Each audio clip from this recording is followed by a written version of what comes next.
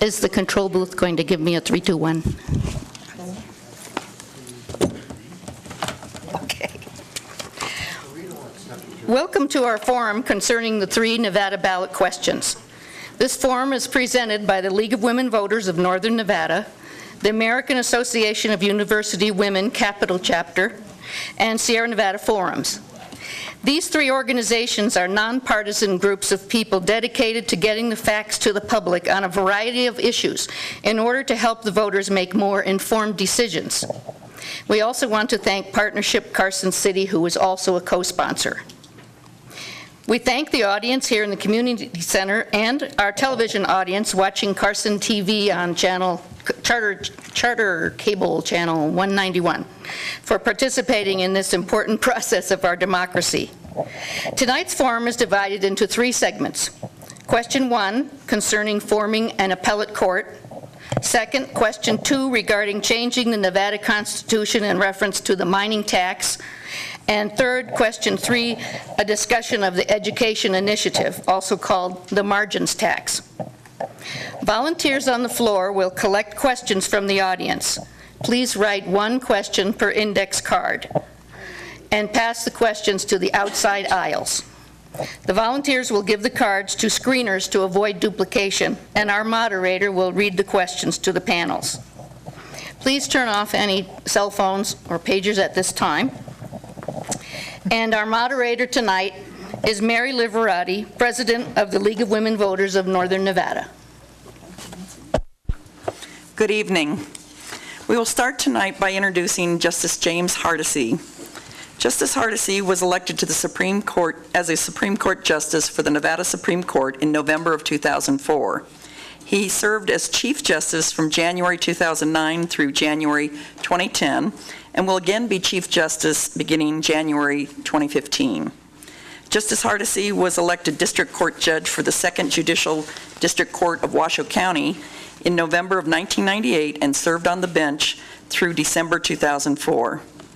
During that time, he served as Chief Judge of the 2nd Judicial District for 2 terms. He has served on or was appointed to various Nevada Supreme Court committees, including the Task Force to create a business court in Nevada, the Task Force studying the multi-jurisdictional practice of law, the Commission on Judicial Funding, the Committee to Implement Recommendations of the Jury Improvement Commission, and the Bench Bar Committee. Justice Hardesty has also served as President of the Nevada District Judges Association. We're pleased to have him tonight to discuss question 1. Here is a summary as it will appear on your ballot. Shall the Nevada Constitution be amended to create a court of appeals that would decide appeals of district court decisions in certain civil and criminal cases? After the judge gives his explanation, I will read questions from the audience regarding the proposal.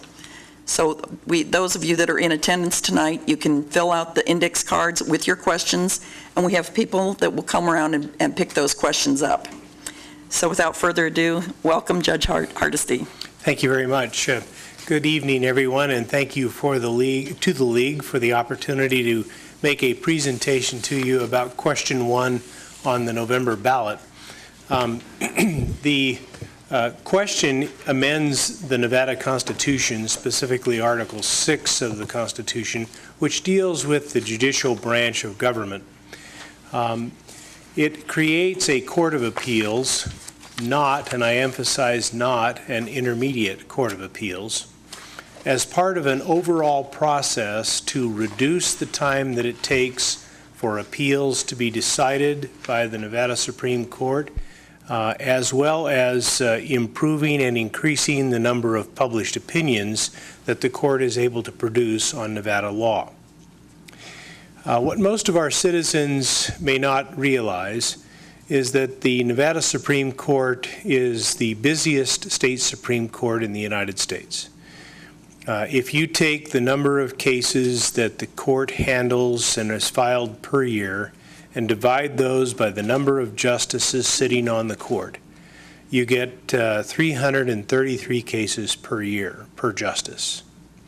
This is substantially greater than most of the justices on the Supreme Courts of most of the states in the country, including California. As a result, the court has, for a number of years, been burdened with a growing backlog, which is now expected to be 2,200 cases by June 30, 2015. Now, while most citizens who aren't in the judicial system or don't pay a lot of attention to the judicial system may not be concerned about that, I submit to you that this is clearly a case in which the old adage, justice delayed is justice denied, is occurring. Is it acceptable to the citizens of the state of Nevada that it takes a child custody case more than 2 years to be decided? Is it acceptable to the citizens of our state to have major issues, cases of first impression, whether it involves interpretation of the Constitution or interpretation of legislative provisions or determining what the common law is, take between 3 and 4 years to be decided? Folks, that's not justice. It increases the cost to litigants and it extends the time that it takes for people's cases to be resolved. Question 1 on the ballot is a better way to do business. Now, not included in my bio was the fact that I was an accountant before I was a lawyer, so I think in terms of business plans. And this business plan was prepared to specifically address how can we resolve cases more timely and efficiently at the least cost to the taxpayers. I'd like to turn your attention to the ballot question number 1, if I may. On the PowerPoint. And citizens of this state, if you could move that one more slide, should ask 3 questions, if you would. Why is the Court of Appeals needed? How will it operate, and what will it cost? The next slide.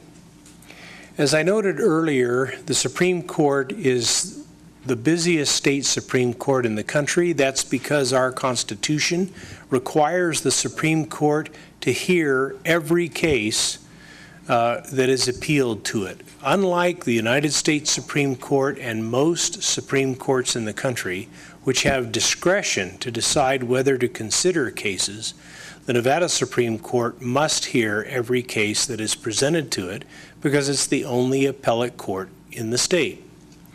This is Nevada's current structure. There are 7 justices sitting on the Nevada Supreme Court, 82 district court judges, 67 justices of the peace, and 21 municipal court judges. All of those courts are generating cases that are being appealed to the Nevada Supreme Court. As a result, what a lot of citizens may not recognize is that the Supreme Court's docket, although including some of the most important disputes in our state, such as death penalty cases or civil verdicts that exceed $1 billion, we also have petitions for judicial review of driver's license revocations and inmate writ petitions challenging the quality of their food or the condition of their clothing.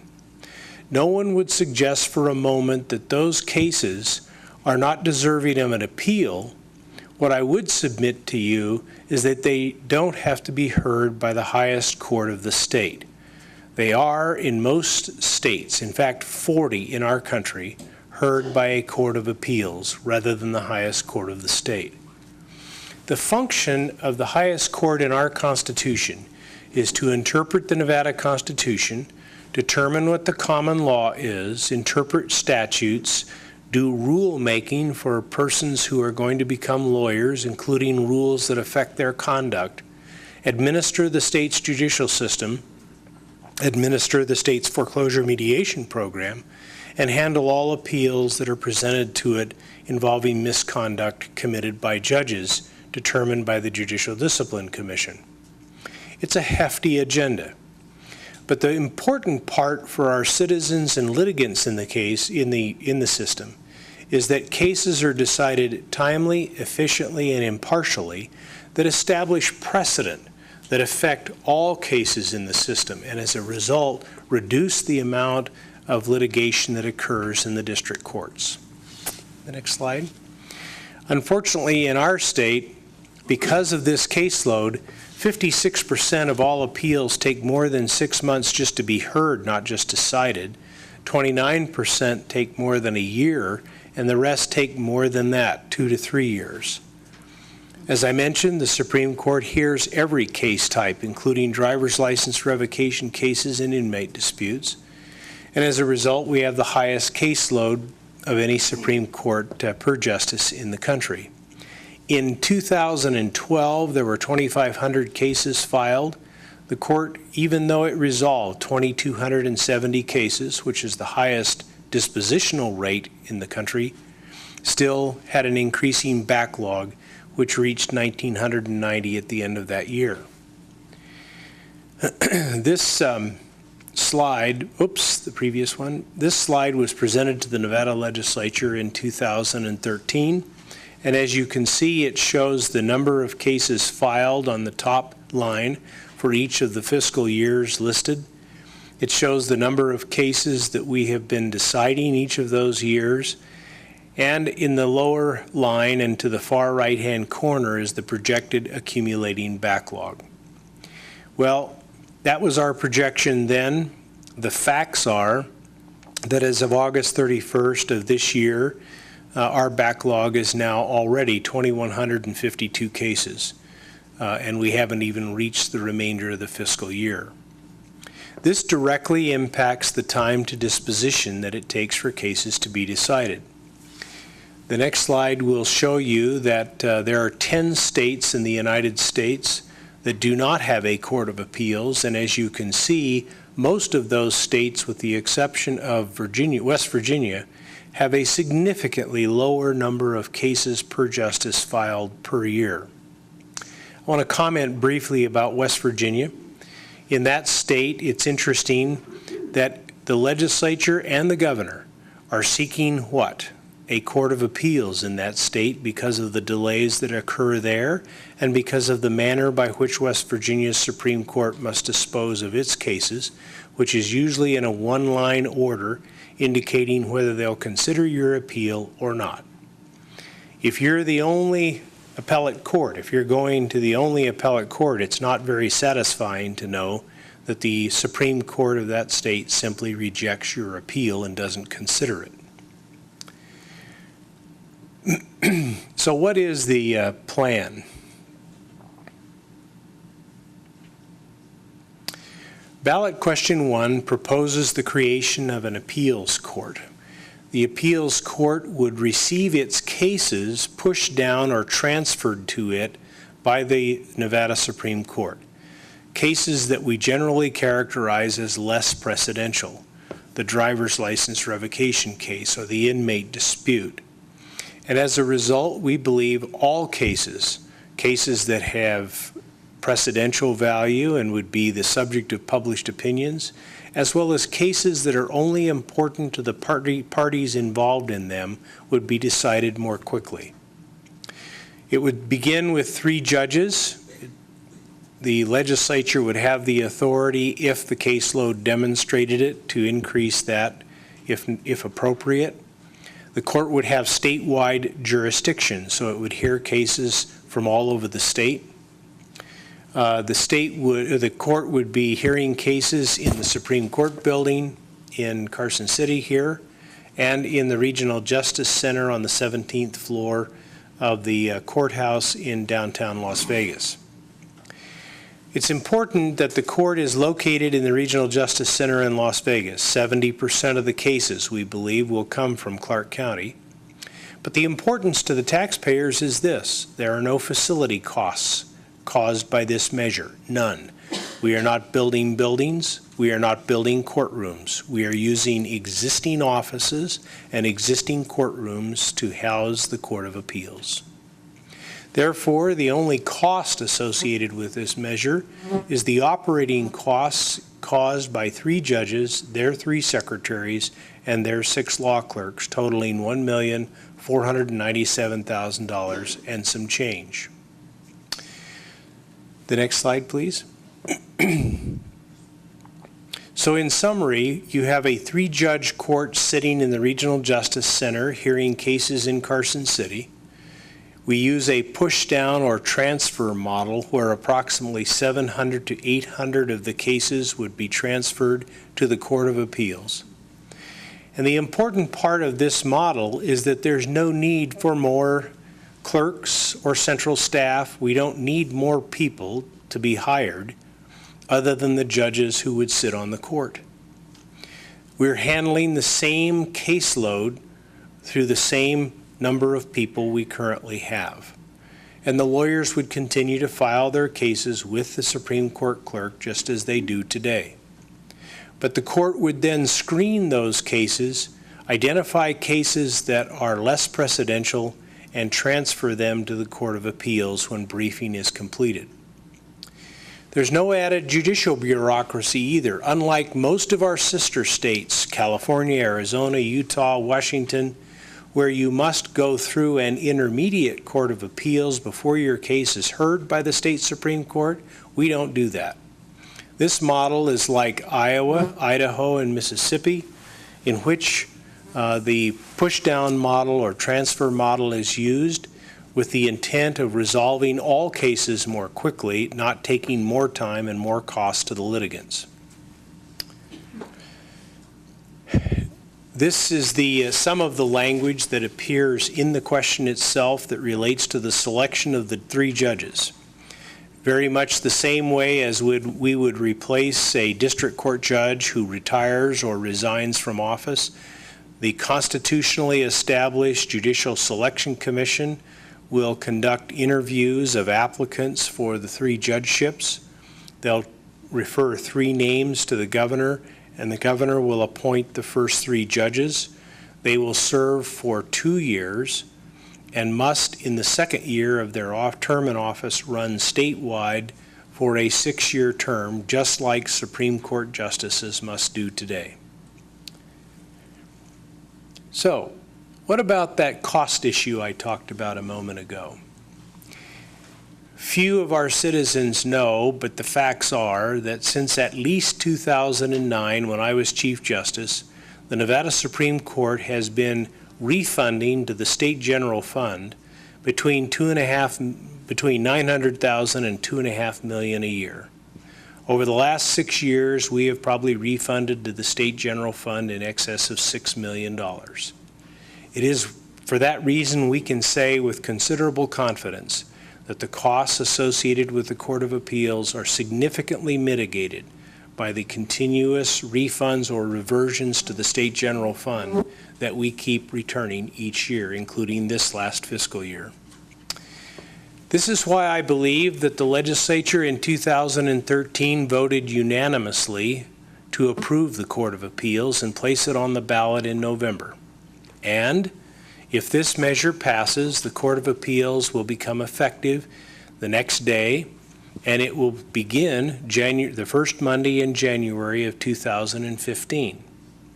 As you might immediately recognize, that's the last 6 months of the current biennium. As a result, the legislature recognized that if the voters passed this, it would be necessary to approve the Court of Appeals budget, which the legislature vetted both in front of the Senate Finance and Ways and Means committees and unanimously passed should you elect to pass this measure in November.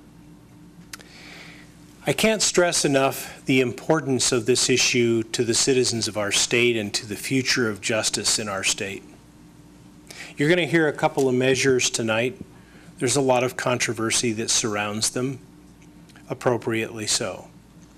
But these are examples, and I could give you a laundry list of others. If there is a dispute relating to these measures, if they pass, who will decide those disputes?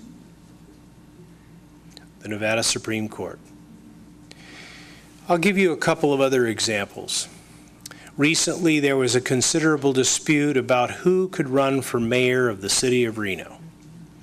That measure involved an interpretation of Nevada's Constitution dealing with the term limits that affect city council members.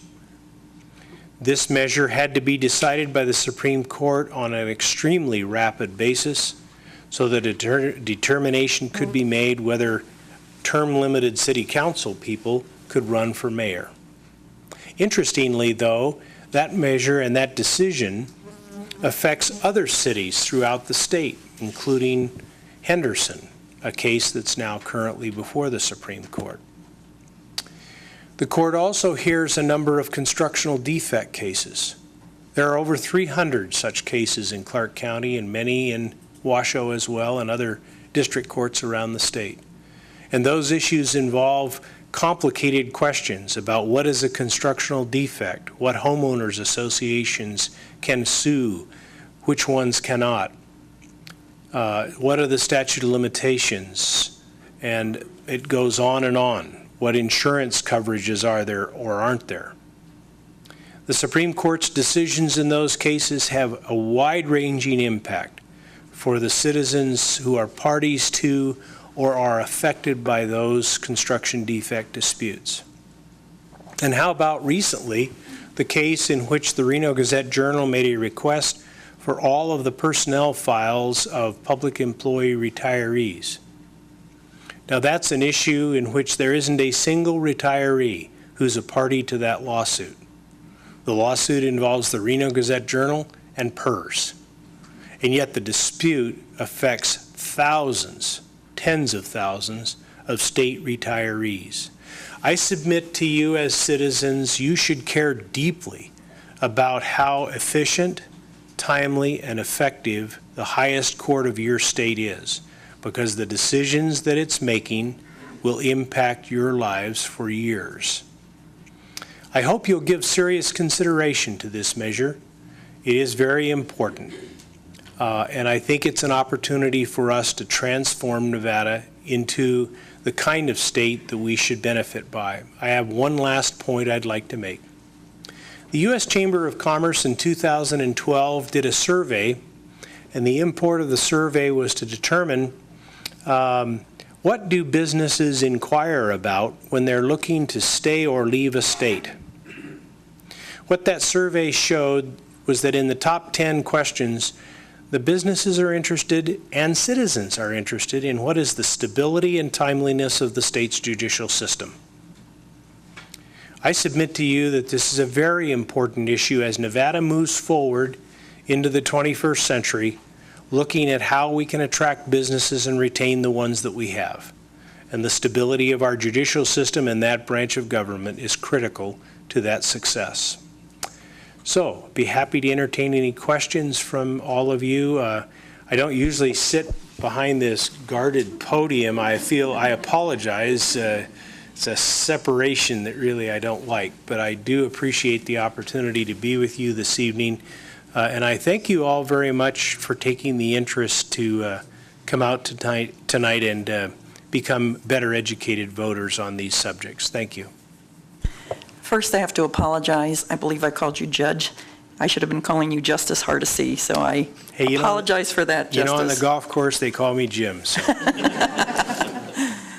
All right. I want to remind the audience that if you'd like to ask a question, please fill out an index card, and some of our wonderful volunteers will pick those questions up and bring them up.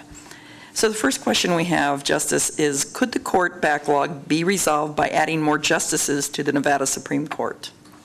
Well, the first thing that I would note is that by adding more justices, you haven't changed the cost analysis one bit. If anything, you've made the cost analysis worse. Adding 3 Court of Appeals judges is almost the same cost as adding 2 Supreme Court justices. The salaries of the Court of Appeals judges are a little bit less, and their staff needs are less. But more importantly, only 3 states in the United States operate with a 9-justice Supreme Court. Any of you who've sat on a committee, I just try to equate this to something you might have done. Anybody who sits on a committee that grows recognizes its immediate inefficiency. I can only tell you that if the Supreme Court of Nevada were working as a 9-justice court, we'd look like Oklahoma, which can't get anything done, all due respects to that state. That would be the worst thing we could do. And quite frankly, I've been asked this question before. As incoming Chief Justice, if this measure does not pass, I definitely will not ask the legislature for 2 more Supreme Court justices. It would be the worst thing we could do for our backlog. or most importantly, increasing published opinions. Because what do you need to do when you have published opinions? You need all 7 of the justices to get together to hear arguments. We don't even have the office space in Carson City to handle the 2 additional Supreme Court justices. So it really does not make sense to do that. Our second question is, how will the court prevent conflicts of interest that might occur from shared staff? Okay, that's a great question, and one of the things that we have done is we've spent a tremendous amount of time studying how other courts handle this. There will be no shared staff. We would expect to divide the staff that supports the Court of Appeals from the staff that supports the Supreme Court. It would be completely inappropriate, unethical, to have a staff member who sits on the Court of Appeals also advise and sit on the Supreme Court. Now, I want to emphasize a couple of points about this, though. Once the Court of Appeals hears a measure, although the litigants have the right to ask the Court of Appeals to review the decision, it's only going to be reviewed, much like the United States Supreme Court does. Is it a matter of public importance? Is it an issue of first impression? Does it affect the law generally? By and large, the cases that are in the Court of Appeals wouldn't have been sent there in the first place. If they met those standards, they would have stayed in the Supreme Court from the beginning. So I hope that's useful in answering that question. Thank you. Our next question is about outreach. What are you doing to educate and reach voters who might typically vote no to any ballot question? Well, I'm here tonight. I have made presentations to, I think now, 97 organizations, service groups in our state since April 1st, and I have another 22 to go. And other justices have made presentations as well. But I think there are 3 things that are different this year than when this matter has been on the ballot in the past in terms of public education. First, legislators unanimously have been out promoting this measure. I like to ask a trivia question. What does Michelle Fiore, a very conservative Republican, have in common with Jason Frierson, a very liberal Democrat? They both voted for and support the Court of Appeals. And that's true of Senator Settlemyre, Senator Gustafson, Senator Brower, and Senator Smith. So they've been actively promoting the Court of Appeals in their presentations. And for those who are running for office, they too have done that as well. Secondly, we've never had a dime behind this measure, ever. After the legislative session concluded, I received calls from legislators and they asked me, what can we do to help this measure? And I said, form a PAC and raise some money. Let's see if we can't do some public education about this in a media campaign. And that is precisely what they've done. And they've now raised about $208,000. And we hope to have some limited TV ads on TV before early voting about this measure. The third thing is that the more people we're able to speak to, we ask you to get involved. This measure will pass only because the citizens of this state think that it's important. You all have family, friends, colleagues, work associates, and the like. And if it's important enough for you to be here tonight, it should be important enough for you to use your contact list and contact your friends and family and say, you know what? I heard a presentation about this question. I think it's important. You might consider voting for it. And if you oppose it, you should do the same thing. After all, this is a citizen measure. That's what it's all about. So I hope all of you will take a few minutes and extend beyond this room your views about this measure to your friends and family and colleagues. We have one last question, and then I think we're close to time. Are there other ways to reduce and manage the Supreme Court's caseload besides establishing a Court of Appeals? No. Let me just add this. Well, I don't want to be flippant, but I want to explain. The Nevada Supreme Court has, for the past 20 years, used every conceivable technological and procedural method that it can to deal with its caseload. In fact, when we go to conferences, twice a year, all of the chief justices of the Supreme Courts in the United States meet. I just came back from the Conference of Chief Justices, and we share information about how the various courts are handling their technology. Do you know what's interesting about those meetings when it comes to Nevada? They're shocked at our caseload, but they're always interested in our techniques and procedures to deal with these cases. And let me cite two of those to you. Many of you may be aware of them. One of them, the court adopted a criminal fast-track method. It's a method by which you change the way in which the criminal case is presented to the court, reduces the cost and shortens the paperwork that has to be provided to us. This affects 600 cases in the system. And as a result of that, we've been able to resolve those cases in less than a year. The second thing I would mention to you is that the court adopted a mandatory settlement program. Now, you can imagine that that's a challenge. Consider this: the only cases that are coming in front of us are cases in which someone already won and somebody already lost. So there's no risk to the person who has already won except for the appeal. We require all civil cases to go through the mandatory settlement program. And guess what the return rate has been on that? 44% of those cases have been settled in that process. If we didn't have that settlement program, our backlog would be 3,000 or 4,000 cases. So that's two examples of a number of technological and procedural changes we've made to address this backlog. We don't have any more toys to throw at it. I mean, we're out of ideas to tinker with a backlog that's this great. And at the end of the day, if you're in a car accident case and you're a defendant and there's a verdict in that case for an amount of money more than your insurance policy covers, I think you'd be really concerned about the time that it takes for that case to be resolved on appeal. We talk about cost in terms of what the state will pay to form the court.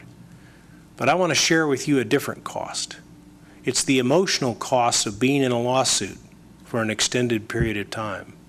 And it's the financial cost of attorney's fees and court costs that drive on and on with the more time you're in the system. We need a timely, efficient, impartial resolution of these cases so that citizens don't suffer that extended emotional and financial cost. Thank you. Thank you, Justice Hardesty.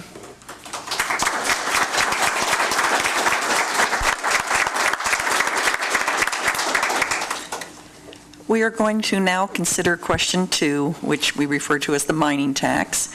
I want to invite up John Hatter to the podium. No, I think he's doing it after the next. Yeah. Oh, after. Yeah. While he's coming to the podium, I will read a little bit that I've got information. John Hatter is with the Great Basin Resource Watch. He follows mine development and operations as well as other Nevada environmental issues. So while he's approaching the podium, I'm going to read the question. Shall the Nevada Constitution be amended to remove the cap on the taxation of minerals and other requirements and restrictions relating to the taxation of mines, mining claims, and minerals, and the distribution of money collected from such taxation? Do you have a Does he have a presentation? Oh, please, we'll just pause real quickly for a technical. Just as an announcement, if there's those of you that would like to take extra copies.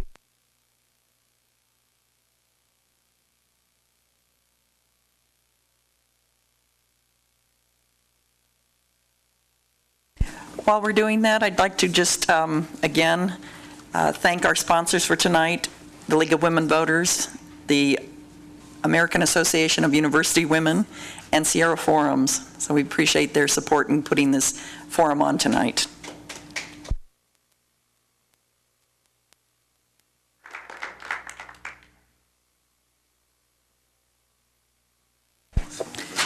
While they're working on this technical issue, I also need to announce that we did invite Tim Crowley from the Mining Association to present the viewpoint against this amendment.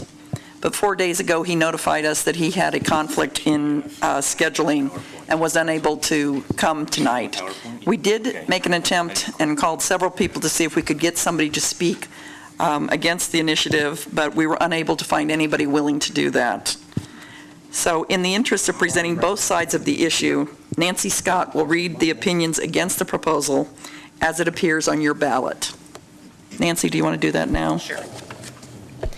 So this is what it says in arguments against passage. Since 1864, the Nevada Constitution has required taxation of the mineral proceeds generated by Nevada's important mining industry. In 1989, to ensure that the mining industry paid a greater share of taxes, voters approved a constitutional amendment that permitted an increase in the tax rate on the net proceeds of minerals. Today, the mining industry pays hundreds of millions of dollars in taxes, provides high-paying jobs, and supports our communities in countless other ways. Now is not the time to change the Constitution and threaten this vital Nevada industry and the communities it supports. In addition to paying the net proceeds tax, mining companies pay fees and taxes just like other Nevada businesses, such as license and permit fees, taxes on employee wages, and personal property and sales taxes on expensive equipment required for mining operations. This ballot question is unnecessary. The legislature already has the power to raise revenues by increasing existing fees and taxes or creating new ones that would apply equally to mining and other Nevada businesses. Mining provides more than 12,000 jobs in Nevada, and it pays an annual average wage of over $87,000, one of the highest averages in the state. By spending money in our communities, mining companies and their employees and families support our local businesses and help our economy thrive. Thousands of other jobs are created every year because the mining industry consumes goods and services provided by our local businesses.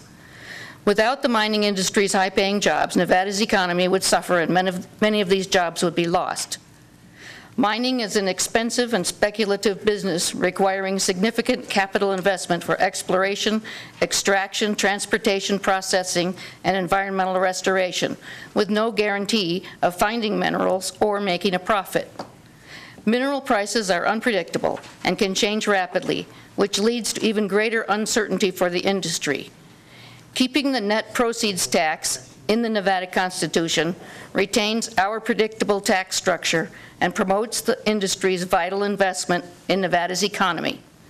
A no vote will retain the constitutional provisions that help make Nevada a global leader in mining and ensure a strong mining industry, which will continue to invest and create valuable jobs in our communities for many more years. And the financial impact is none,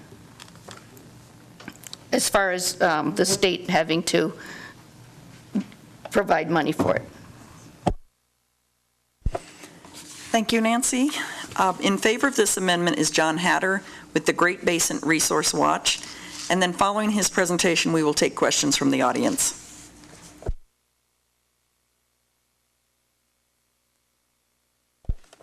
Hello? All right. Yeah, okay, it works. Good evening. I'm glad to be here. And this evening, a smoky evening, coming down from Carson. I think it is sort of telling. It is telling a little bit that the industry doesn't want to speak on this issue. They're trying to keep it quiet. That's been our perception. So I think it's kind of a shame you don't get both people to present both sides of this. But anyway, I'll do my best to cover the questions and some of the other points as well. That's just a test slide. I guess it works okay. So we can go on to, yes, question number 2. I've got some information down there. I can forward this to this PowerPoint. So let's take the first one again. Is just you've heard the question already.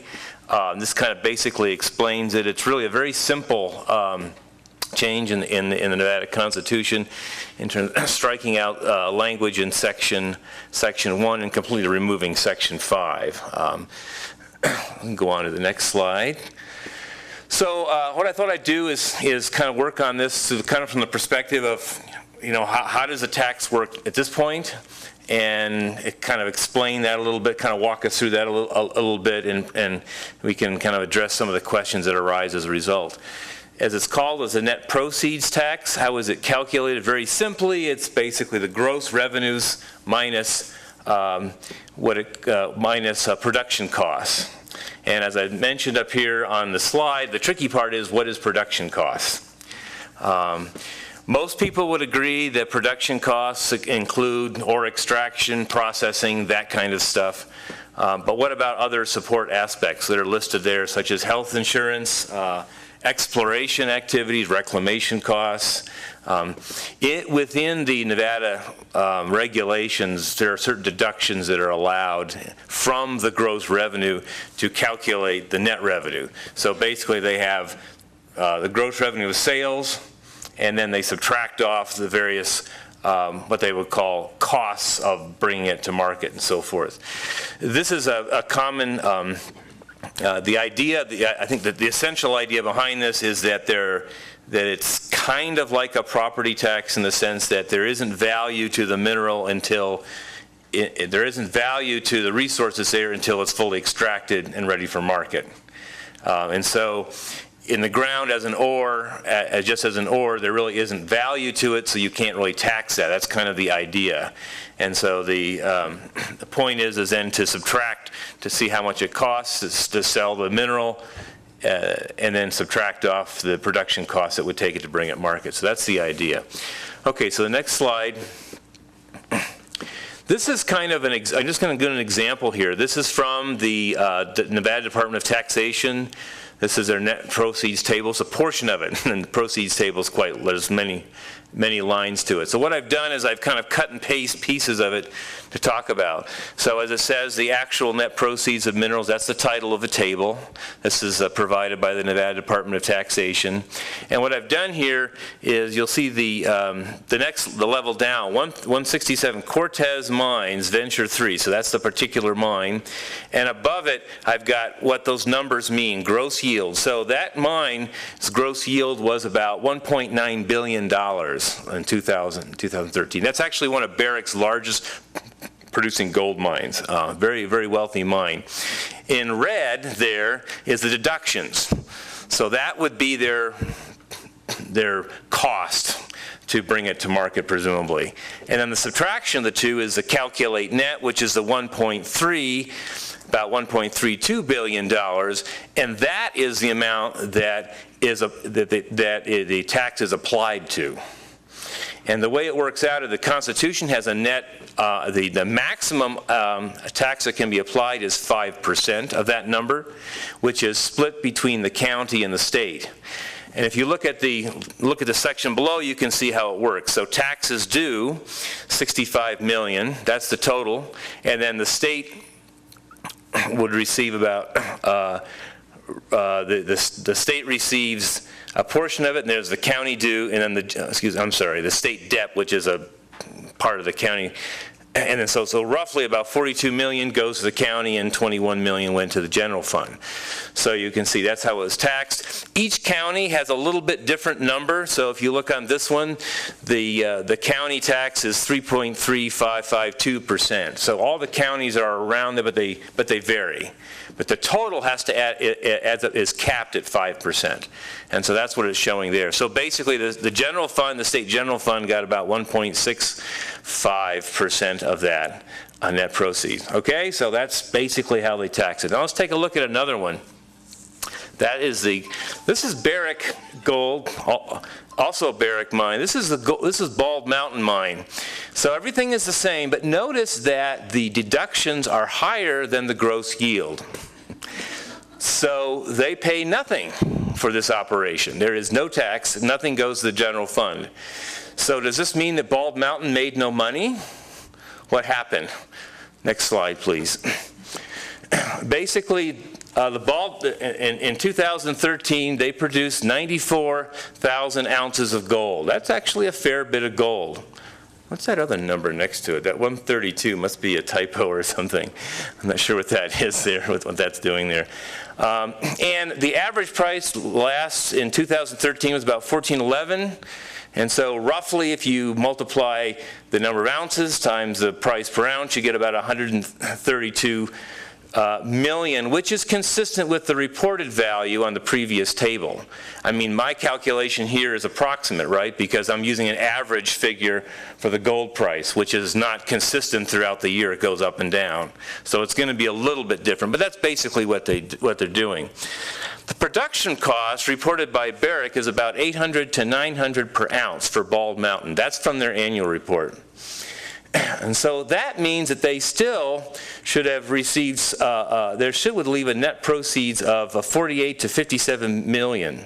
But Barrick reports zero. So what happened? Yeah, you can go out and back up one. Yeah, there you go.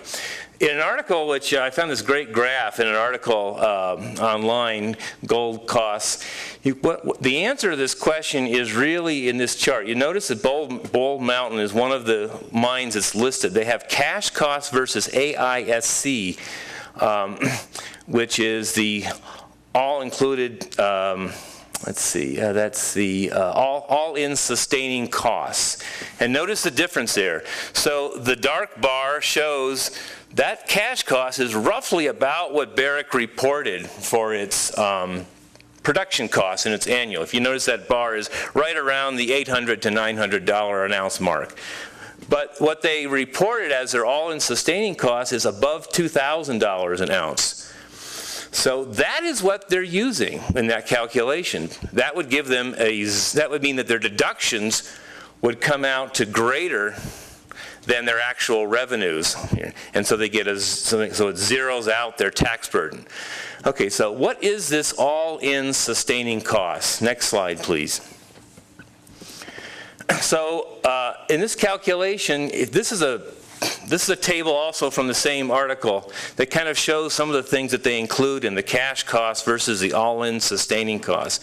And you'll notice that you've got corporate, general, administrative costs, reclamation, remediation, exploration.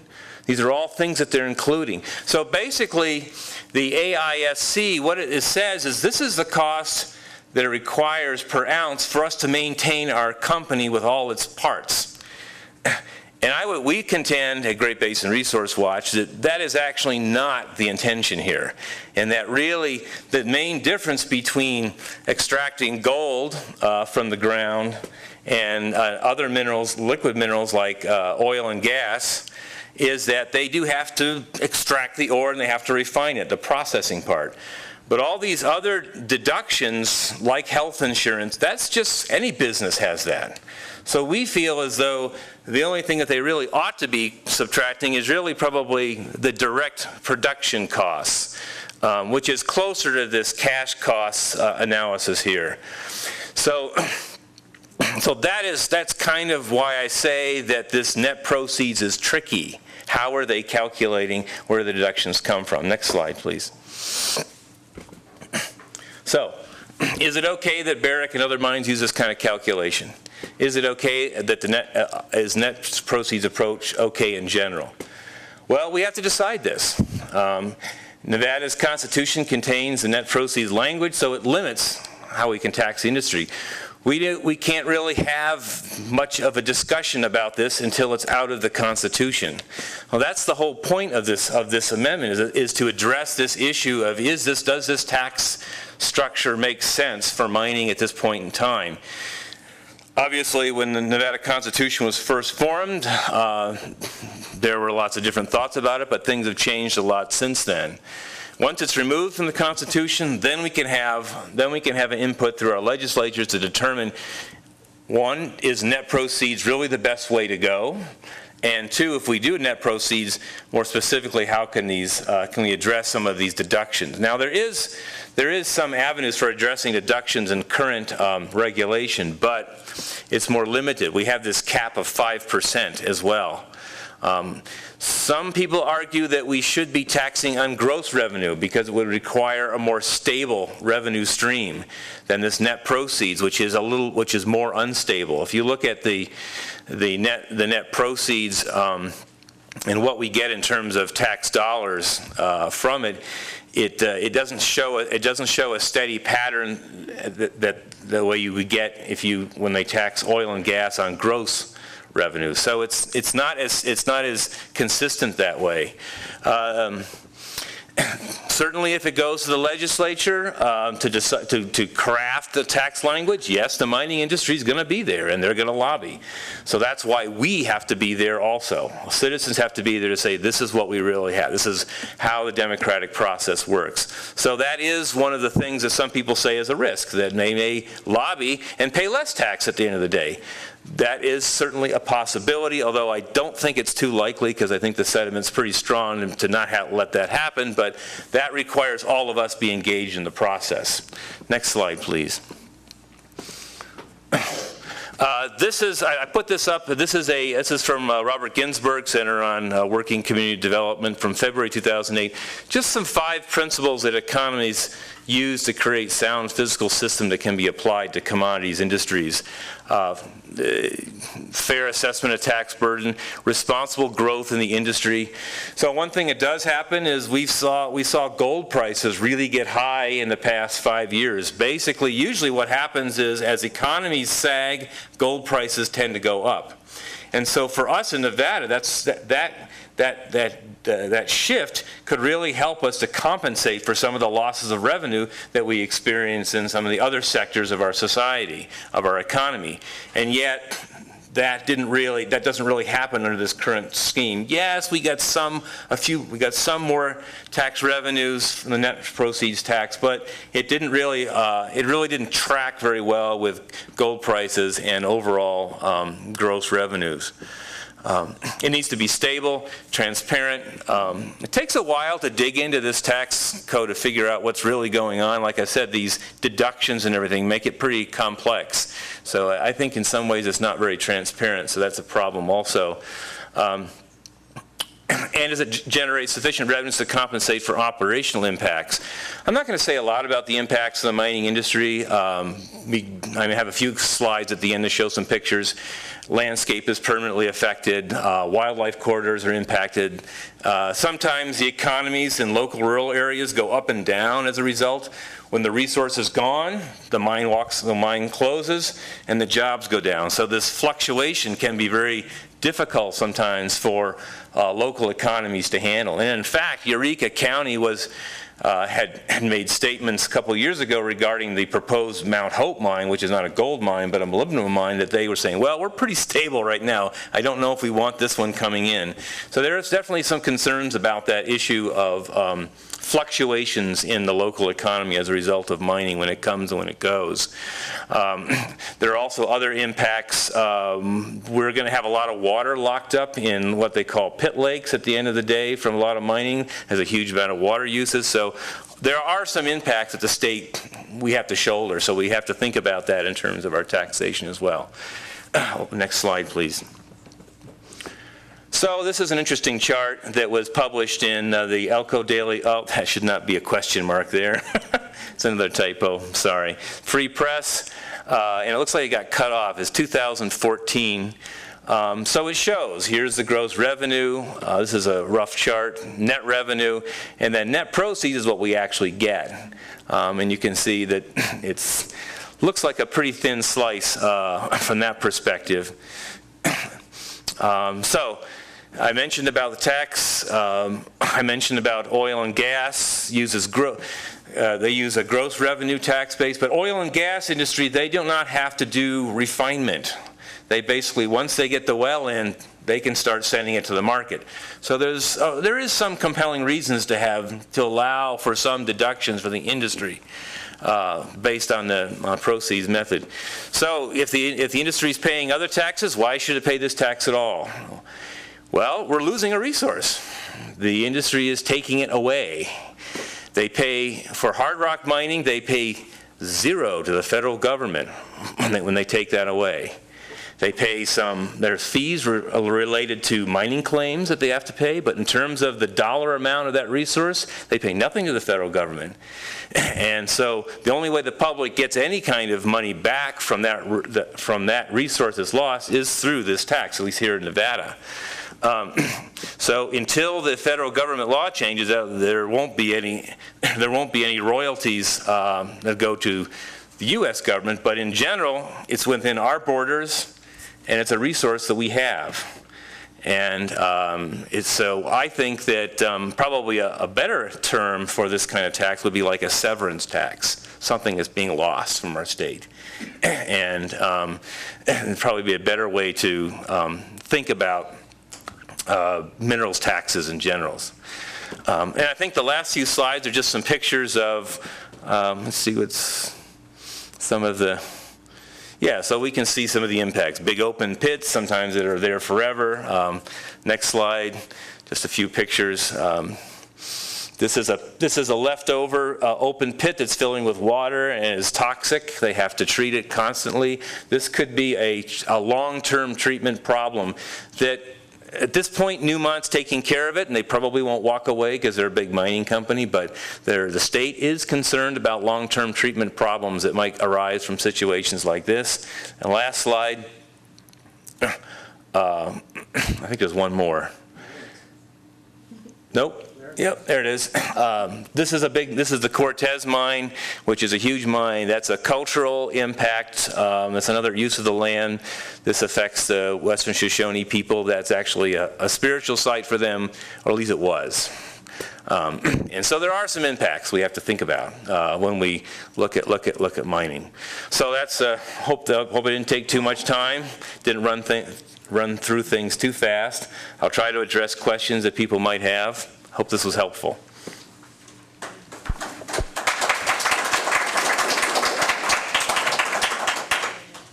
We don't have time for a lot of questions. That's but fine. We'll take a few. Okay.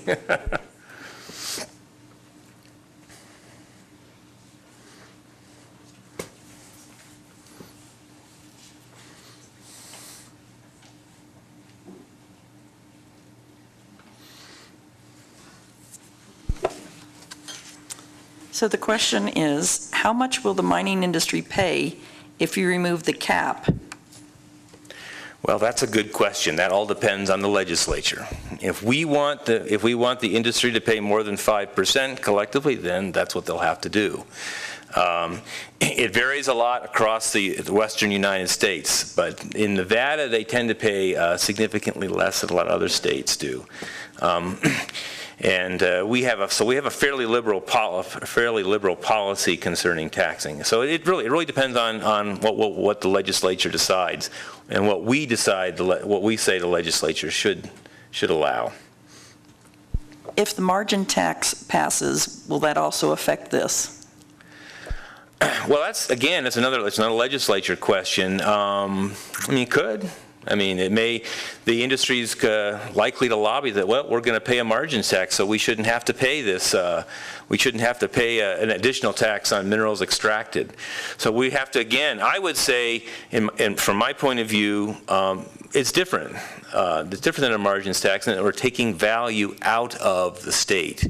And so I think there should still remain a specific tax on the mineral resource itself. Is there legitimate concern that the mining companies will leave the state? I don't think it's legitimate. Certainly the big ones aren't going to go anywhere. They mine where the resource is. And I don't think it's realistic at all that they would be taxed so heavily that they're not going to make significant profits in the state of Nevada.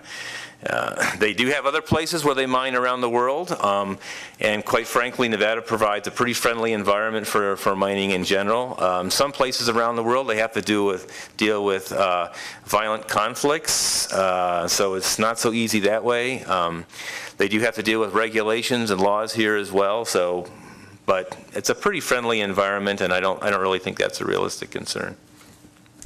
How would a company recover costs of exploration, building the mine infrastructure, It could involve hundreds of millions on investment before any bullion is produced and sold.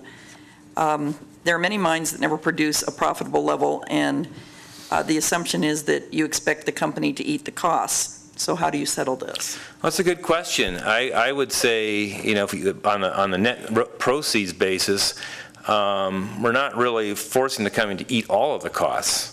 I mean, certainly any business has costs endemic to its business. And I think that's something that they have to deal with. And if we're working on a net proceeds basis, I think that in the case of Bald Mountain, for example, what happened out there, as the example that I gave, is that they're doing a lot of exploration there.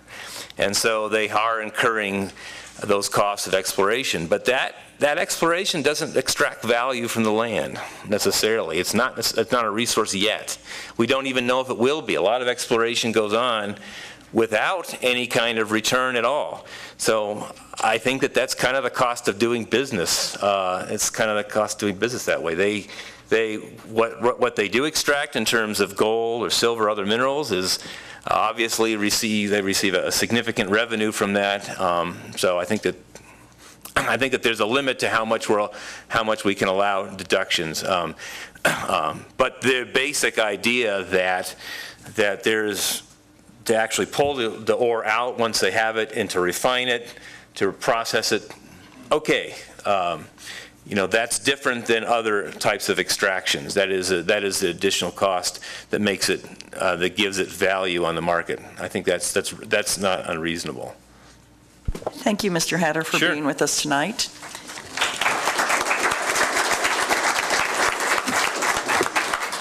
Finally, tonight we'll hear discussion on the education initiative. Judge Hardesty, though, has been kind enough to stay around and will explain how the initiative process works and how it is different from legislation enacted in our Nevada legislature. That's how that name is pronounced. Warney.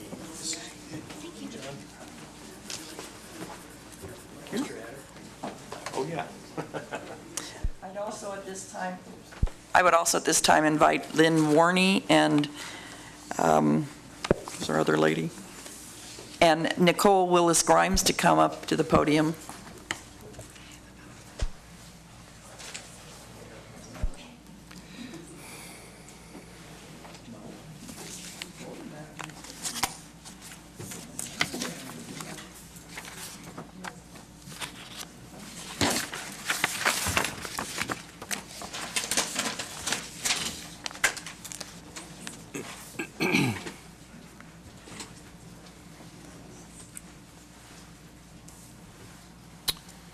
Okay. Go ahead, right, Justice Hardesty. I was asked if I could give an overview of the initiative petition process under the Nevada Constitution. I certainly have no commentary about this initiative, this particular question, and these two ladies are more qualified than I'll ever be to explain it to and discuss it with you. What I've been asked to do is talk about Nevada's process for enacting statutes or amending her Constitution. The Nevada Constitution authorizes the people to, by initiative petition, propose a new state statute, amend an existing state statute, or amend the Nevada Constitution, or propose a new county or municipal ordinance, or amend an existing county or municipal ordinance. The people of our state are also entitled under our Constitution to propose a referendum petition. A referendum allows the voters to approve or disapprove of a statute or ordinance that has been enacted either by the legislature, the county commission, or the city council. The process for enacting an initiative, and as I mentioned earlier, the initiative process can either create a statute or it can amend the Constitution. This is done by the development of a petition that it describes the language of the statute that is proposed or the amendment to the Constitution that is proposed. It must be circulated to the voters, in this particular case by, I think it was September of 2014. It was necessary for them to secure a minimum of 101,000 votes. That is based on the calculation of 10% of the voters who voted in the preceding general election. As I understand it, question 3 received substantially more signatures than that. So it would qualify to be on the ballot.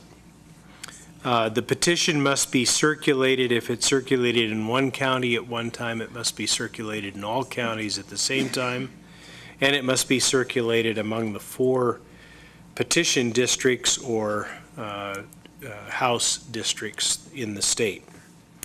If there are sufficient signatures, then the measure is presented to the legislature.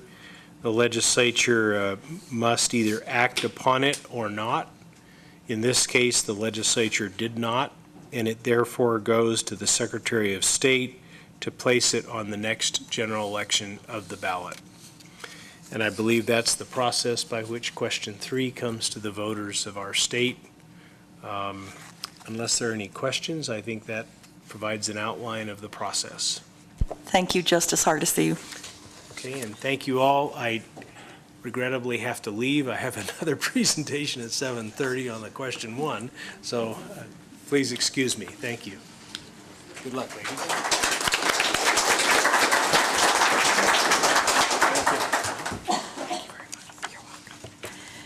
All right, I'd like to introduce our 2 speakers on the Education Initiative. Lynn Warney is currently, I hope I pronounced that right, is currently teaching 5th grade in Sparks, Nevada. She previously served as the president of the Nevada State Education Association and was president of the Washoe Education Association.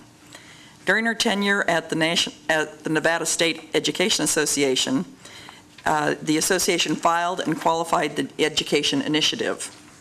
Lynn is working as a member of the Education Initiative Political Action Committee to see the successful passage of the Education Initiative.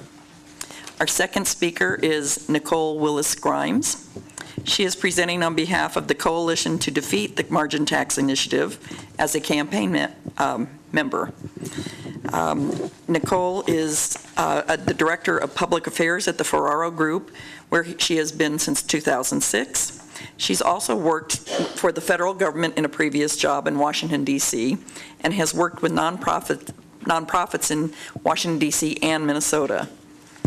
So I'll read the question before we get started here. And as previously, we will invite the audience to write questions on the index cards. The question is, question number 3, shall the Nevada revised statutes be amended to create a 2% tax to be imposed on a margin of the gross revenue of entities doing business in Nevada whose total revenue for any taxable year exceeds $1 million, with the proceeds of the tax going to the state distributive school account to be apportioned among Nevada's counties? So we'll start with Lynn. Thank you. Thanks for having me here tonight. I am a 5th grade teacher in Sparks, but did serve many years in union leadership and lobbied the legislature in an effort to try and move our very poor standing state contribution to the students' education in Nevada. I hate to kind of correct Justice Hardesty just slightly. The timeline was just slightly different than what he had said. Back in the 2011 session, a tax proposal was brought forward by a large coalition of legislators, both Republican and Democratic. It was brought forward by Democratic leadership in both the Senate and the Assembly at that time. And it was not passed, and so at the end of the 2011 session, a large group, including the AFL-CIO, decided to undertake an initiative petition. Because the legislative process has been such in the state of Nevada that they have been unable to pass any stable funding for K-12 education, we felt that the only way to do it would be to take it to the voters in the state to see if they indeed would support seeing funding for our schools improve for our youngsters. So we drafted an initiative. It was circulated and vetted by a large group of people, including members of the gaming community and others. And the initiative was prepared and moved forward. It was qualified in 2013, actually. There were challenges, predictable challenges brought forward by business groups and the large corporations who would be subject to the margin tax. And that took place throughout several months in 2013. In the meantime, we did qualify the initiative in just a little over 2 months with over 150,000 signatures.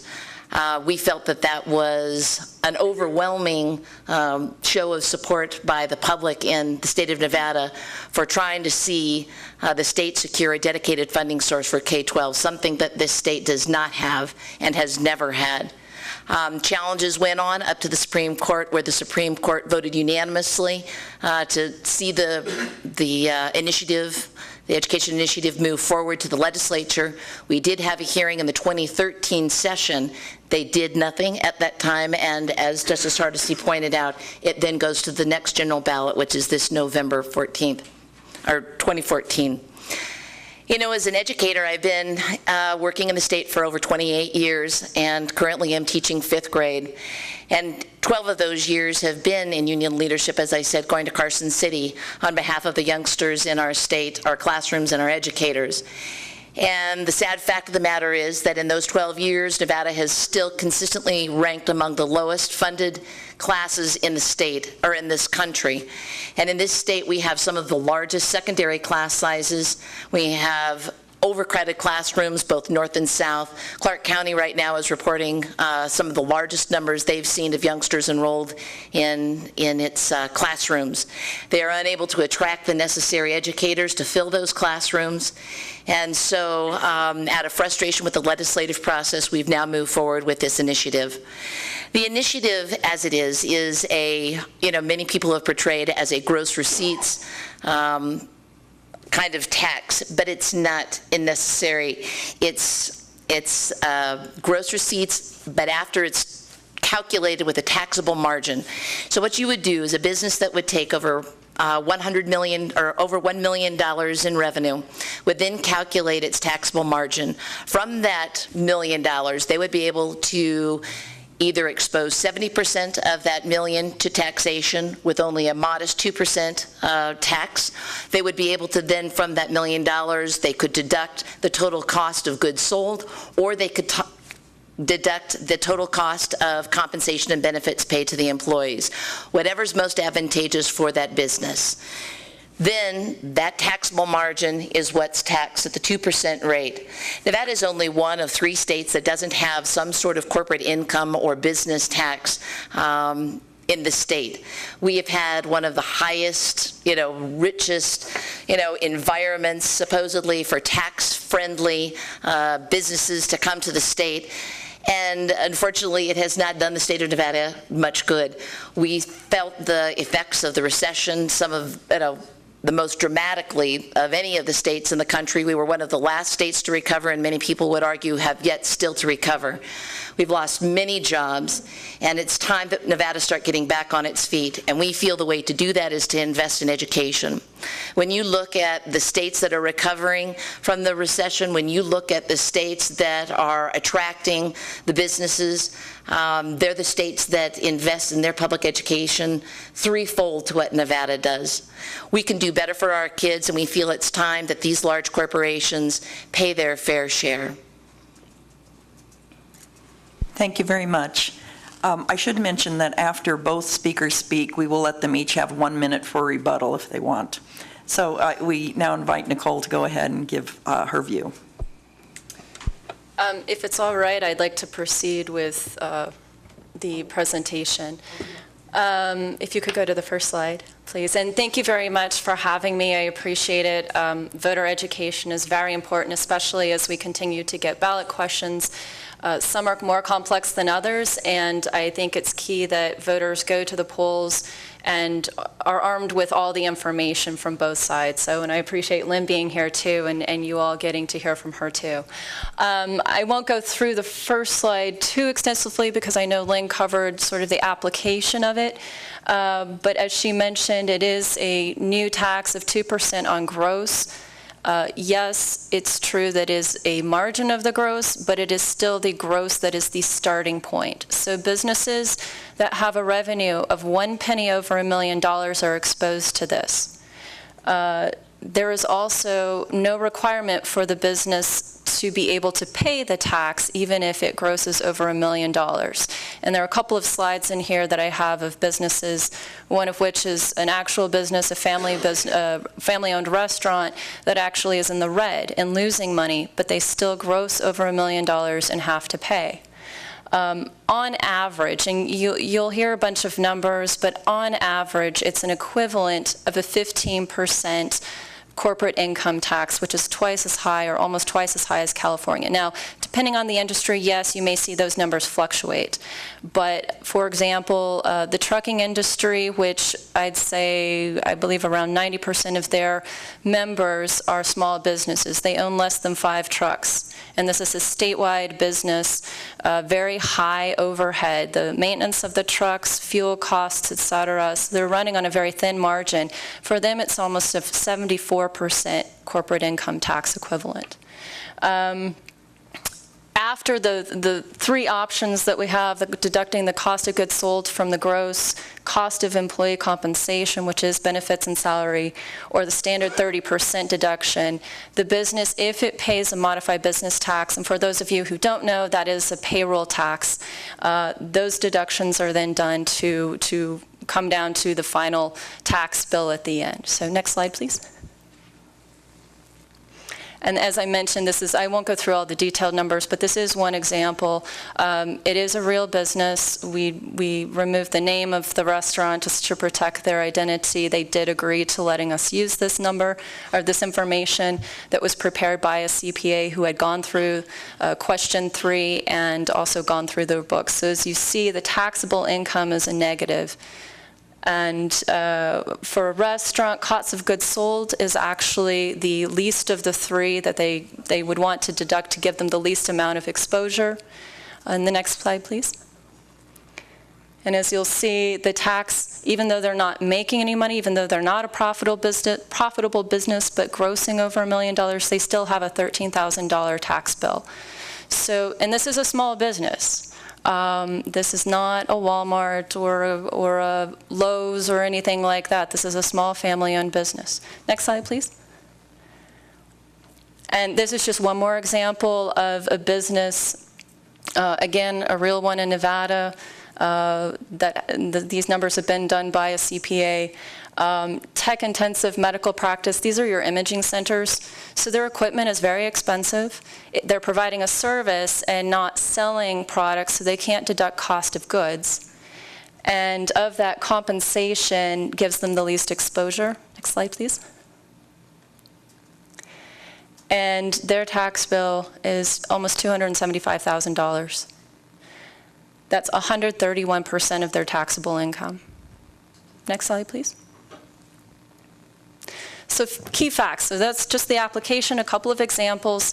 What Lynn said, and I want to be very clear on this, education is important to the state. It is important we improve it.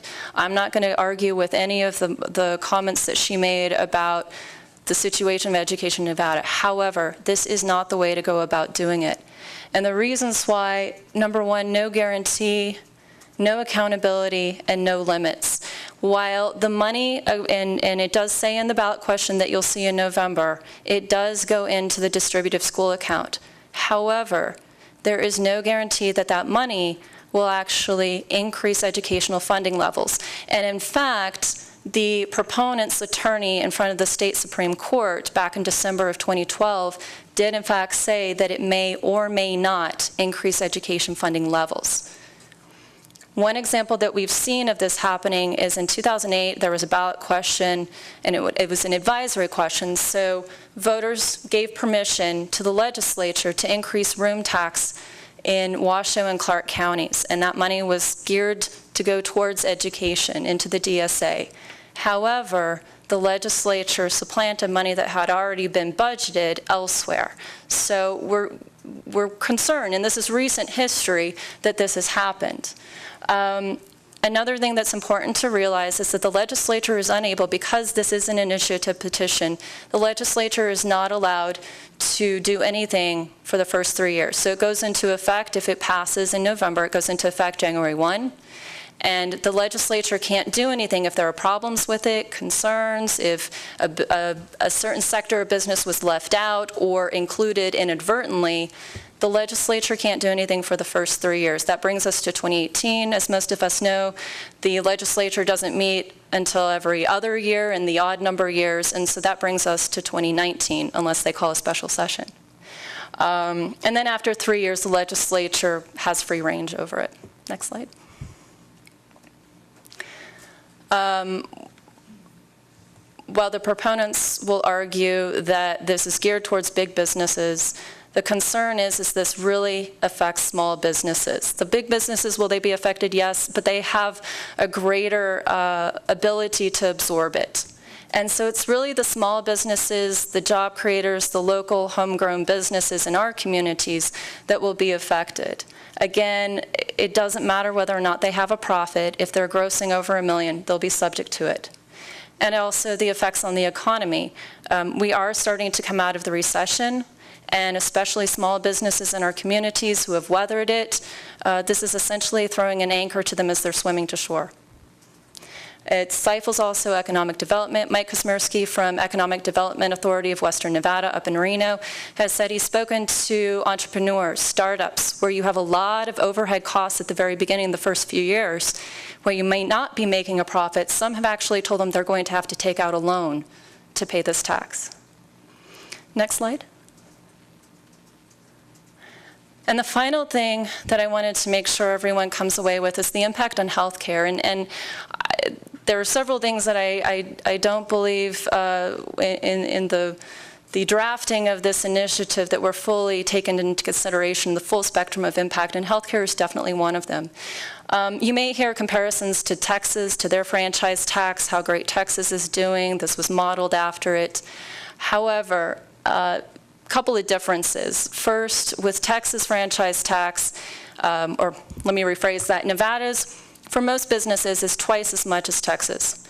Nevada, it's 2%, Texas is 1%. However, for wholesale and retail in Texas, it's 0.5%. So Nevada's margin tax is actually, or question 3, is actually 4 times greater than in Texas for some of those industries. The other thing to note about Texas is they allow medical health care providers to deduct Medicare, Medicaid, CHIP, other federally subsidized health care programs from their gross. Nevada's does not. And so we are concerned that the impact is going to be much greater here, obviously, because these businesses or the healthcare sector is not able to deduct those subsidized payments that they receive. This creates an $18 million tax burden to our healthcare sector, and the results that we're concerned about, that we're seeing a lot of red flags, and we've talked to doctors, to hospitals, to clinics, the effect on increased cost to Nevadans, and that's all of us. It's not just businesses now who are paying for it, it's all of us. And also the effect to the access to care. Some of our coalition members, which include Hospital Association, AFL-CIO, Nevada Farm Bureau Federation, a lot of business associations, local chambers of commerce, are concerned that hospitals especially, but other clinics, may have to shut down services. So you may see hospitals who are removing OB services from their from their buildings. So access to care and the impact to the costs to all of us. With that, in the last slide, just as an example of some of our coalition members. So this isn't just about going after big business. Again, education's important, but this isn't the way to do it. And as you can see, and this is just a small example of the coalition that we've built of over 1,000 members or associations, businesses, and individuals who are concerned about this too. Thank you. Thank you very much. We'll now let each of you have 1 minute if you have any additional comments to make before we take questions. Lynn, I'll start with you. Thank you. Is that Nicole is correct that the portion that a business pays in the modified business tax would be deducted from whatever their margin tax calculation would be, and whatever they pay in the margins tax would be deductible from their federal taxes. In Texas, she brought up Texas is where this tax is kind of patterned after. Generally, businesses in Texas expose less than 80%, so only 20% of their gross revenues to the taxation rates that they have. Texas rates are lower because they have other corporate and business taxes that businesses are exposed to. In Nevada, again, we don't have those taxes. We have a very modest modified business tax. It is not meeting the needs of this state, not only in education, but other areas. And so that's, something I'm actually glad Nicole brought up. They talk about how there's no plan, there's no accountability. Unfortunately, the large corporations that Nicole represents have no plan either. This has been talked about since 2011. There's been no proposal brought forward. This was discussed in the 2011 session and then again in the 2013 session. The group of people that she listed up there have never come to the table in this state willing to pay their fair share. Less than 14% of the businesses in the state would pay the margins tax. Lynn, I have to interrupt you. Time is up. Thank you. Nicole, you have 1 minute. Dovetailing off of Lynn's last comment about the small percentage of businesses that would be affected, a larger portion of businesses in Nevada that are registered here, I believe it's around 80%, do not employ anybody. So we're actually exposing the small businesses and larger businesses and large employers and the folks who actually give Nevadans jobs to this tax. So the folks who really don't have the exposure are those who don't really employ very many people, if at all. The other thing I want to make sure people understand too is there's something called affiliated businesses. Even if you own 2 or 3 different businesses, they don't have to be alike, but if you have ownership in them, even if none of them grosses over $1 million, you have to collectively file. So you could have 3 sandwich shops that gross under $1 million, but collectively they're over, and you would still be then affected by that tax. So thank you. Our first question is, how can the regulations process be utilized to correct some of the flaws, such as overhead-intensive trucking businesses and the healthcare industry? And that is I use my teacher's voice. That's right, and that is the way that many of the details and the minutia and the way the tax would be applied to various entities and groups would be managed. Just like when the state instituted the minimum wage increase, there was a lot of how do we do this, how do we manage this, and what does it mean? It's through regulation and procedural adoptions that those sorts of details are managed. Nicole? Whoever raised this question, I'm glad. The regulatory process is very long and arduous. This goes into effect on January 1. If it passes in November 4, the Department of Taxation has a very short period of time to come up with these regulations. A lot of times the regulatory process can take longer than a year, depending on the complexity of the issue, the agency that is affected. Chris Nielsen, who's the director of the tax division, has indicated he needs upwards of 100 additional employees to help get through this process. Additionally, in the lead up to when it goes into effect on January 1, he still believes there are a lot of loopholes, a lot of gray areas that he's not even certain about. So he's concerned about his team's ability to properly advise businesses as they're trying to implement this. Thank you. Thank you. The next question is, why does the AFL-CIO no longer endorse the question?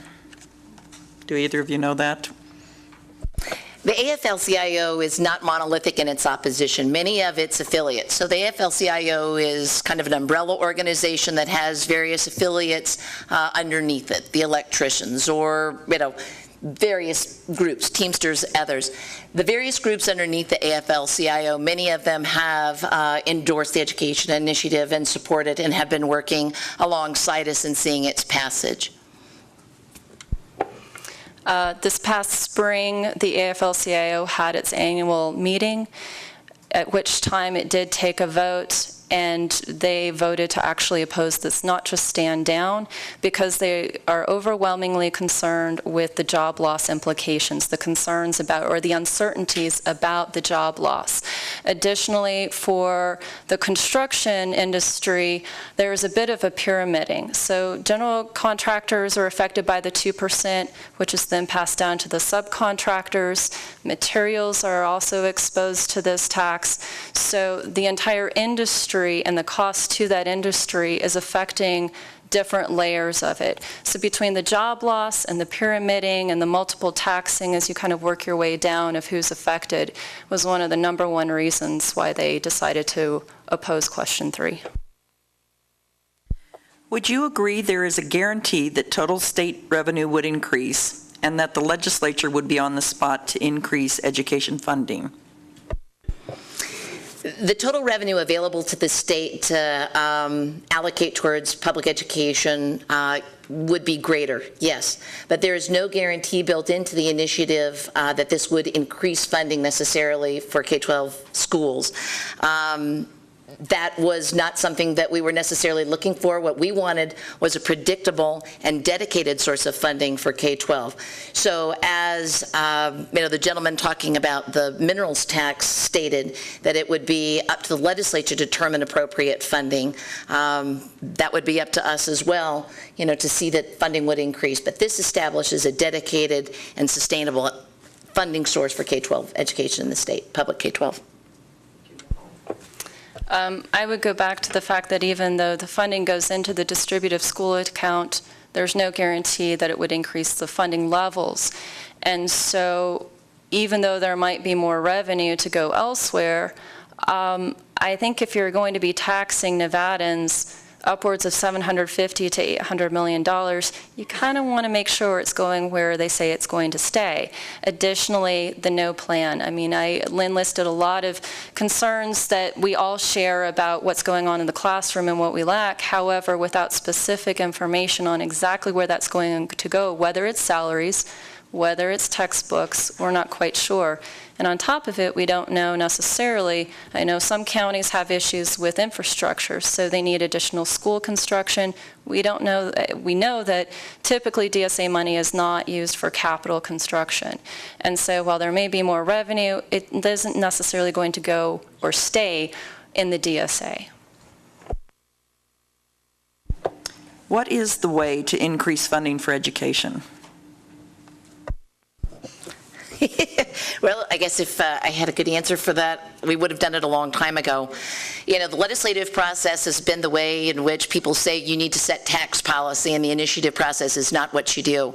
Unfortunately, the legislative process in the state of Nevada has proven that it's not the way to set tax policy, and it's definitely not the way to fund our schools. I don't think anyone in this state, Nicole just would agree, as well as many of her partners, that we don't fund our schools appropriately in this state. And so to be able to see a measure move forward by the people without influence by lobbyists and large corporations, the initiative process, I believe, is the way we need to go. I don't really have a good answer of how we fund education, but I would say this is not the way to do it. I think having a dedicated revenue stream, I think that's up for debate. If it's through the legislative process or through the initiative process, I believe that's also up for debate. But what we're faced with is not the process, What we're faced with is what question 3 says, what it does and what it doesn't do. And it's a yes or no vote. And if it passes, it goes into effect January 1. And as I've laid out in the slides, the concerns that we have. What does this initiative do to Nevada's reputation as a business-friendly state? I would say, with the long list of our coalition members, we've got local chambers of commerce.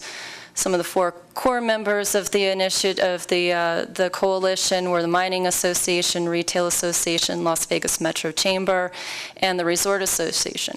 They do represent large companies. However, since we started talking to smaller groups on the local level, and I've done presentations in Dayton and Fallon and Fernley, I'm going to Elko on Friday, local area economic development authorities and chambers of commerce are very concerned. And we've heard now, I realize businesses who are looking to come into the state, and Mike Kosmersky said, you know, we need to be protective on some level, not disclosing names, but at the same time, and folks he's talked to, both current businesses who are looking to expand and come in, there are a lot who are saying they're holding off on the sidelines until after November. Okay, this last question is, oh, Lynn. Oh, go ahead. That's all right. Did you not speak? I'm sorry. No. Go ahead. All right.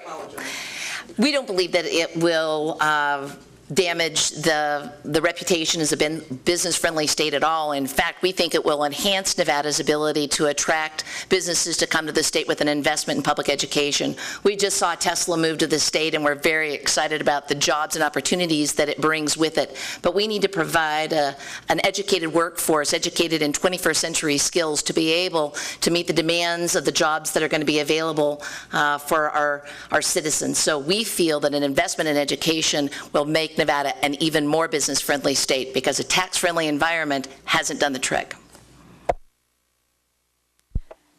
I guess this is mainly for Lynn, I would assume, but the question is, does the PAC for the Education Initiative have any contingency plans if question 3 is defeated?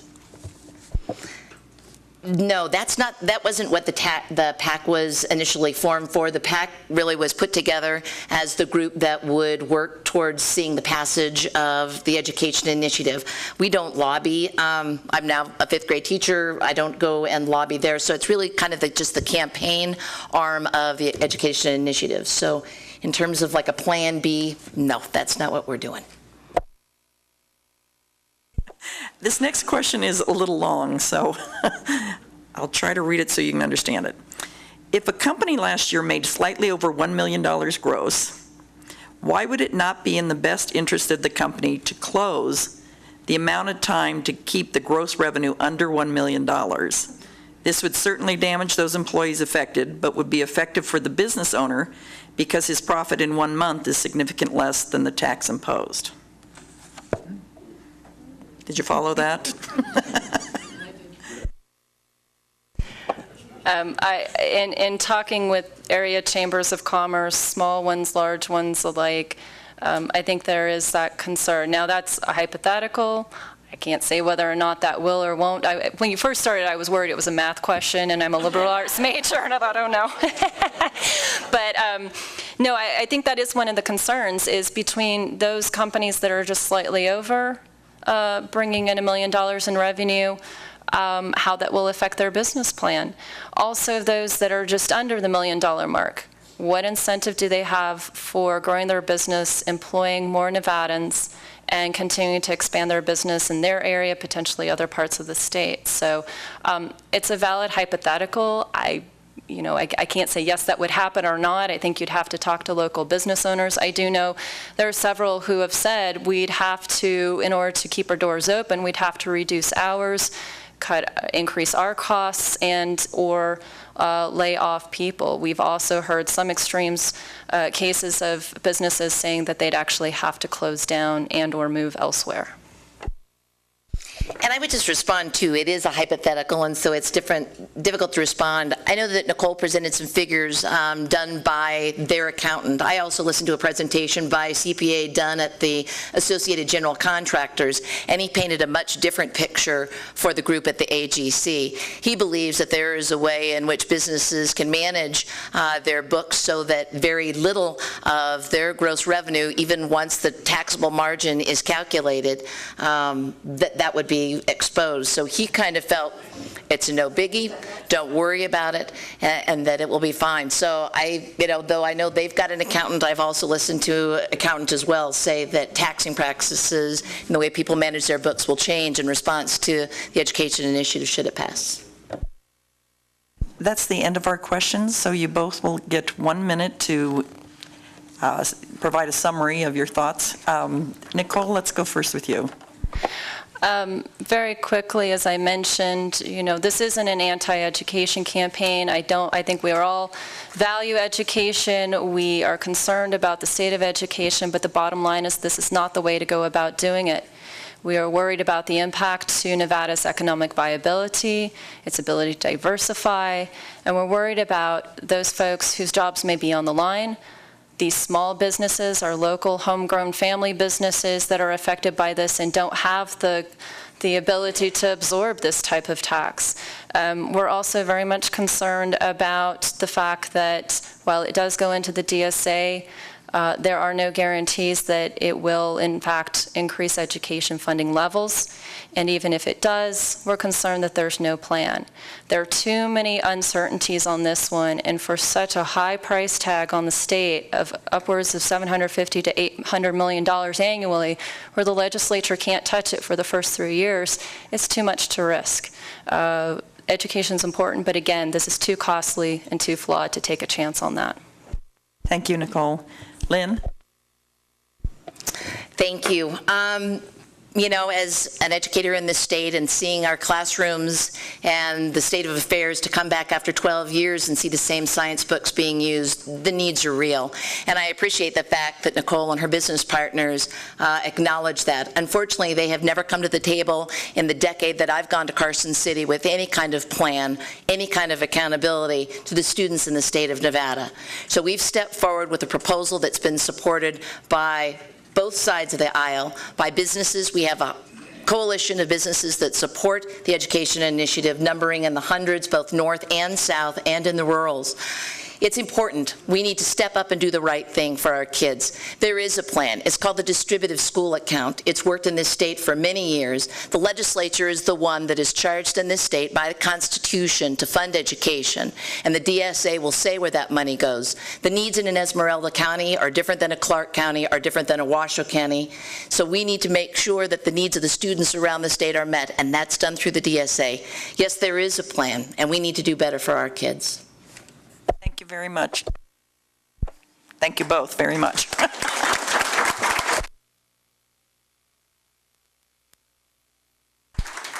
We'd like to remind our audience and the viewers that our next forum will be September 25th here at 6 o'clock. The Board of Supervisors and the school trustees will present their views. Next Monday, we will welcome the views of those running for District Attorney, Assembly District 40, and Senate District 16. The following night on September 30th, we will have candidates for Lieutenant Governor, Attorney General, the Secretary of State, and the U.S. House of Representatives. The League of Women Voters has a voter guide on our website, which is located at lwvnn.org. The League of Women Voters, the AAUW, and the Sierra Nevada Forums would like to thank the speakers, the volunteers, and the audience for their participation tonight. Our 4 forums will be rebroadcast on Carson TV channel 191 until the election. Thank you again, and good night.